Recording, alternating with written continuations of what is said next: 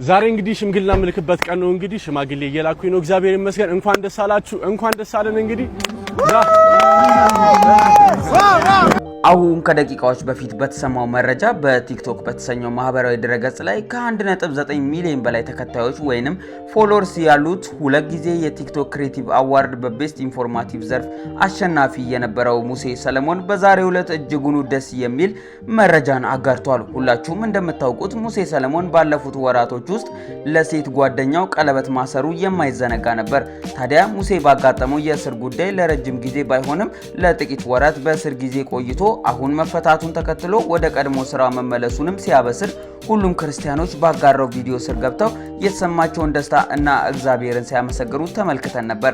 ታዲያ ዛሬ ሙሴ ዳሬ ቤቴ እንዲሁም ለልጆቼ እናት ትሆናለች ላላት ሴት ሽማግሌ መላኩን በማህበራዊ ድረገጽ አጋርቷል።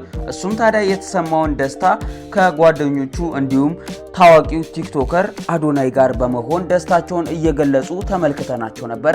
ሙሴ ዛሬ ባጋራውም ቪዲዮ ስር ብዙዎች ሐሳብና አስተያየቶቻቸውን ሲገልጹለት ተመልክተናል። ብዙዎች ደስታቸውን ሲያጋሩት እንዲሁም ደግሞ ትልቅ ምኞታቸውን ለሙሴ ሲያጋሩት ተመልክተናል። እንግዲህ ሙሴን እንደምናውቀው ላለፉት 5 ዓመታት በቲክቶክ ድረገጽ ላይ መረጃዎችን ሲያጋራ የሚታወቅ ነው። እንዲሁም ብዙ ጊዜ አይሆኑም አይደፈሩም የተባሉ መረጃዎችን በመድፈር የቲክቶክ አካውንቱን እስከ ማጣት ድረስ መረጃዎችን ሲያጋራ የምናውቀው ወንድማችን ነው።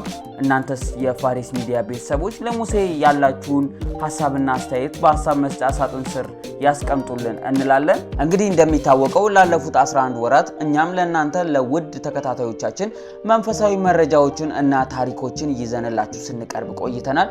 ታዲያ በፋሪስ ሚዲያ በ11 ወር ቆይታችን እናንተም አላሳፈራችሁንም። ከ1500 በላይ ተከታዮችን ልናፈራ ችለናል። ስለዚህም እናንተን ልናመሰግን እንወዳለን። እግዚአብሔርም ሁላችሁን ይባርክ እያልን አሁንም በሚቀጥሉ ጊዜያቶቻችን መረጃን የምናቀርብላችሁ ይሆናል።